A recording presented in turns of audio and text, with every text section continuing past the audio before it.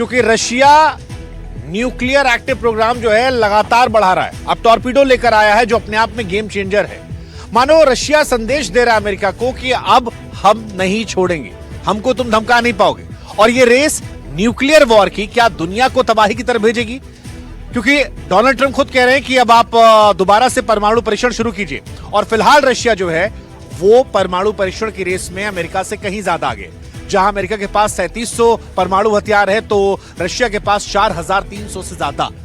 सवाल यह है कि क्या दुनिया को विनाश की तरफ ले जा रही है ये रूस और अमेरिका के परमाणु परीक्षण, शक्ति परीक्षण की तैयारियां?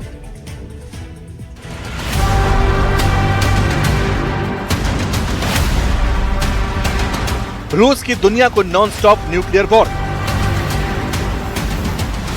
सबसे विनाशक न्यूक्लियर टॉर्पीडो का टेस्ट, पुतिन के वंडर वेपन से दुश्मनों में डर। रूस ने एक ऐसे हथियार का सफल टेस्ट किया है जो अकेले दम पर सुनामी जैसी तबाही ला सकता है। उसकी एक दहाड़ से सभी के सभी तटीय देश बर्बाद हो सकते हैं, ऐसा दावा। रूसी राष्ट्रपति पुतिन ने ऐलान किया है कि रशिया ने पोसाइडन नाम की न्यूक्लियर से लैस सुपर टॉर्पीडो का सफल परीक्षण किया, जो एक अंडर वाटर ड्रोन। पुतिन के मुताबिक पोसाइडन में न केवल लॉन्च इंजन था बल्कि इसमें लगी न्यूक्लियर पावर यूनिट ने भी काम किया। Yesterday we conducted another test of another promising system.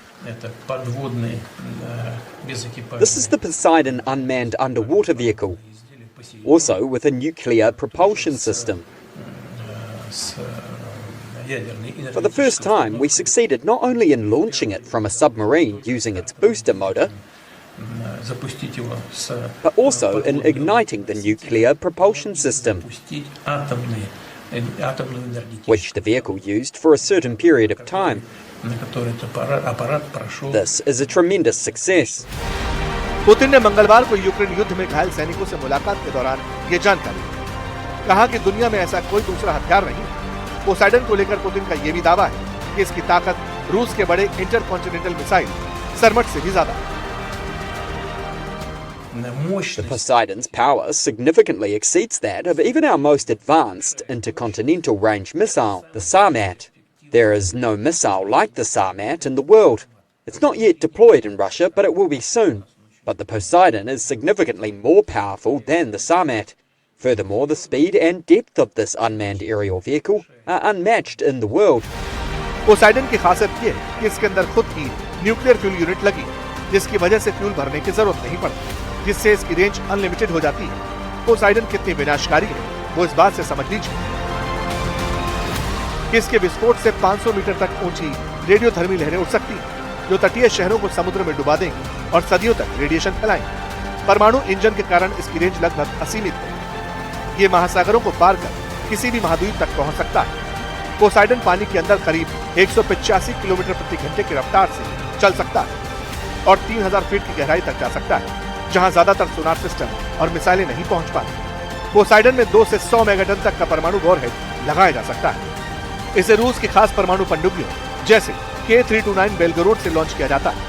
Putin ने इस वंडर न्यूक्लियर वेपन को लेकर दावा किया कि इसे किसी भी तरह से इंटरसेप्ट नहीं किया जा सकता। लेकिन सवाल है कि आखिर एक हफ्ते में 4 न्यूक्लियर वेपन का टेस्ट करने के पीछे पुतिन का इरादा क्या है? पुतिन किसे चेतावनी देना चाहते हैं? क्योंकि इससे पहले रशिया ने 24 अक्टूबर को सिनेमा मिसाइल का परीक्षण किया, जो कहर ढा सकती है। 23 अक्टूबर को यार्स ICBM का परीक्षण किया, जो पूरे यूरोप में तूफान ला सकती है। और 21 अक्टूबर को पूरे वेस्टनिक वंडर वेपन का परीक्षण, जो करीब 15 घंटे आसमान में रह सकती है। осуществить. Но тем не менее ключевые задачи сейчас они достигнуты, насколько я понимаю, и хотел бы услышать мнение начальника генерального штаба. Товарищ Верховный командующий, такое испытание было проведено 21 октября. Действительно, отличие его от предыдущих испытаний, что был осуществлен многочасовой полет ракеты, и в ходе которого она преодолела расстояние 14 тысяч километров. И это не предел. अब सवाल है कि रशिया आखिर एक के बाद एक परीक्षण करके क्या संदेश देना चाहता है। दरअसल अमेरिका और रूस के बीच हमेशा से 36 का आंकड़ा रहा है। नई नई रणनीति बनाने के साथ ही दोनों देशों के बीच हथियारों को लेकर भी होड़ लगी रहती है। 21 अक्टूबर को जब रशिया ने पूरे वेस्टनिक क्रूज मिसाइल का परीक्षण पूरा किया, तब भी ट्रंप ने कहा था कि पुतिन को इस परीक्षण के बजाय यूक्रेन से युद्ध रोकने पर ध्यान देना चाहिए।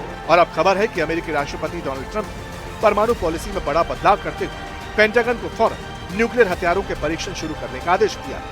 ये घोषणा जापान के बुसान में चीनी राष्ट्रपति शी जिनपिंग से अहम मुलाकात से ठीक पहले आई।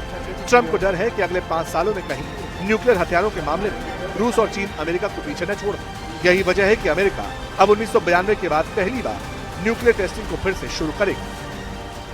We have the most nuclear weapons. Russia is second. China is actually third by a long way, but they'll be even within 4 or 5 years. Too many, and we are talking about de-escalation. That's already being talked about. दुनिया में कुल 9 देशों के पास परमाणु बम है, जिसमें America, Russia, France, चीन, Britain, Pakistan, Bharat, Israel और नॉर्थ कोरिया शामिल। इस समय दुनिया के कुल परमाणु बमों की संख्या 13,000 के आसपास है, जबकि कोल्ड वॉर के दौरान दुनिया भर में परमाणु बमों की संख्या 60,000 तक पहुंच गई। लेकिन अब अमेरिका और रूस के ताजा कदम से एक बार फिर से दुनिया में परमाणु रेस शुरू हो सकती है।